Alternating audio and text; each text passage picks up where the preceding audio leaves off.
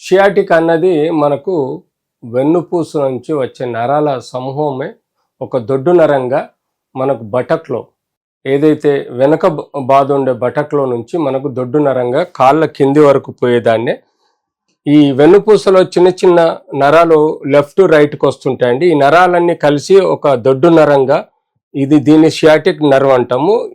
ఈ నరం యొక్క ఇరిటేషన్ ఇన్ఫ్లమేషన్ని షియాటికా అంటాం. సో ఇది మన బటక్లో నుంచి వెనుక బాధ నుంచి ఇలా కింది వరకు కాళ్ళ కొనల వరకు నరాన్ని సప్లై చేస్తుంది.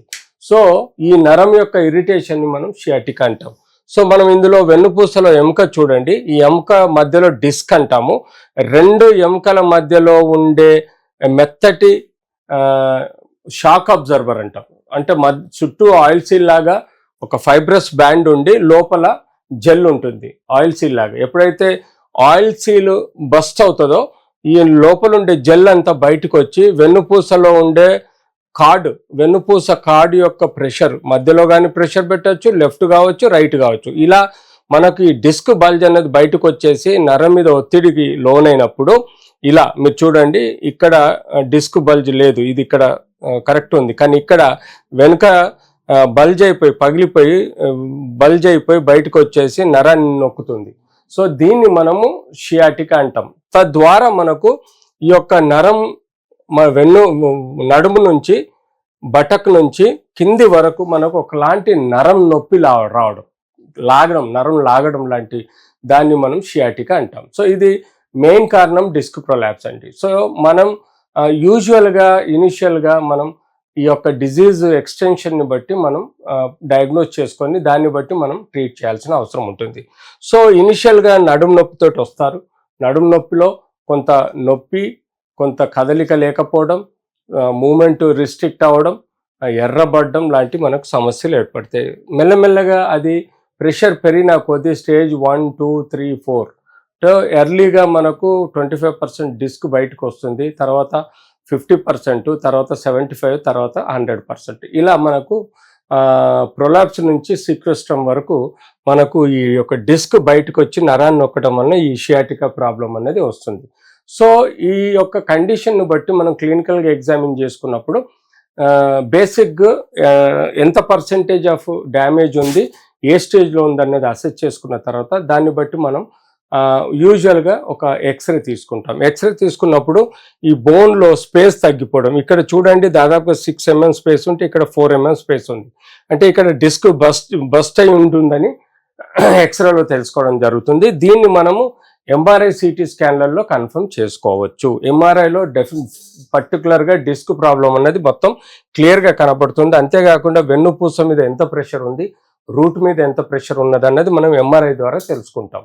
సో ఈ యొక్క డిస్క్ కాకుండా ఇంకా ఇతరత్ర ఏమైనా ఆర్థరైటిస్ ప్రాబ్లం ఉందా, స్పాండిలోసిస్ ప్రాబ్లం ఉందా, స్పాండిలైటిస్ ప్రాబ్లం ఉందా, రుమటైడ్ ఆర్థరైటిస్ ప్రాబ్లం ఉందా, సోరియాటిక్ ఆర్థరైటిస్ ప్రాబ్లం ఉందా, లేకపోతే గౌటీ ఆర్థరైటిస్ ప్రాబ్లం ఉందా, లేకపోతే బోన్ ట్యూమర్స్ ఉన్నాయా, లేకపోతే స్పైనల్ కార్డ్ ట్యూమర్స్ ఉన్నాయా, లేకపోతే ట్యూబర్క్లోసిస్ ఇన్ఫెక్షన్ ఉందా, లేకపోతే బ్యాక్టీరియల్ ఇన్ఫెక్షన్ ఉందా, ఇట్లాంటి, లేకపోతే మజిల్ స్పాజం సింపుల్గా ఉందా, ఇలాంటివన్నీ మనం కన్ఫర్మ్ చేసుకుని రక్త పరీక్షల ద్వారా ఎక్స్రే ఎంఆర్ఐ ద్వారా కన్ఫర్మ్ చేసుకున్న తర్వాత ఈ ఫైనల్గా మనకు ఇది డిస్క్ ప్రొలాప్స్ వలన మనకు షియాటికా ప్రాబ్లం ఉంటే షియాటికాను మనం ఆ డిస్క్ ప్రొలాప్స్ని బట్టి ఆలోచించాల్సిన అవసరం ఉంది. స్టేజ్ 1, 2లో యూజువల్గా మనం bed rest, physiotherapy, belts, supportive measures, అలాగే పెయిన్ కిల్లర్స్ ఇచ్చి మనం పడుకోబెట్టడం వలన మనం ఈ యొక్క ప్రొలాప్స్ను కంట్రోల్ చేయగలుగుతాం, పెయిన్ని కంట్రోల్ చేయగలుగుతాం. స్టేజ్ 3, 4లో సపోజ్ 6 నెలల వరకు నొప్పి తగ్గకపోయినా,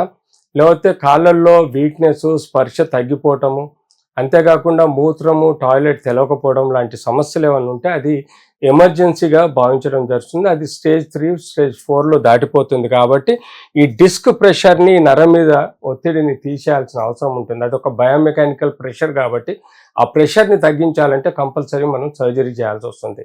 సర్జరీలో చాలా రకాలుగా ఉంటాయి. ఒకటి లేజర్ థెరపీ, అంటే సర్జరీ అంటే ఆపరేషన్ చేయకుండా పైనుంచి లేజర్ నీడిల్ ద్వారా లేజర్ డిస్క్లోకి పంపించి ప్రొట్రూజన్ అయిన డిస్క్ని అబ్జార్బ్ చేసే ప్రయత్నం చేస్తాం. అది ఒక బేసిక్ ట్రీట్మెంట్. సెకండ్ ట్రీట్మెంట్ ఏంటంటే మినిమల్, అంటే ఎండోస్కోపిక్ డిస్కెక్టమీ, అంటే చిన్న కీ హోల్ ద్వారా మనం ట్యూబ్ని లోపలి పంపి ఎండోస్కోప్ని లోపలి పంపి ఆ డిస్క్ని క్లీన్ తీసేయడం, ఆ ప్రెషర్ తగ్గించడం ఉంటుంది. మినిమల్ ఇన్వేజివ్ అంటే 1 to 2 సెంటీమీటర్స్లో కూడా మనం యూజువల్గా డైరెక్ట్ మాన్యువల్గా కానీ లేకపోతే ఎండోస్కోపీ ద్వారా కూడా మనం సర్జరీ చేసి తీసేయడం జరుగుతుంది. ఫోర్త్ సర్జరీ ఏంటంటే ఆ యొక్క బోన్స్ ఏవైతే ఉంటాయో ఈ బోన్స్ని కట్ చేసేసి ఈ డిస్క్ ఈ స్పైనల్ కార్డ్ మీద ప్రెషర్ మొత్తం తీసివేయడం, అంతేకాకుండా ఎట్ సైడ్ డిస్క్ ప్రొలాప్స్ అయిందో దాన్ని తీసివేయడం ద్వారా లామినెక్టమీ డిస్కెక్టమీ ద్వారా కూడా మనం ఈ యొక్క డిజీజ్ ప్రాసెస్ని కంట్రోల్ చేసే బయోమెకానికల్ ప్రెషర్ని కంట్రోల్ చేసే విధంగా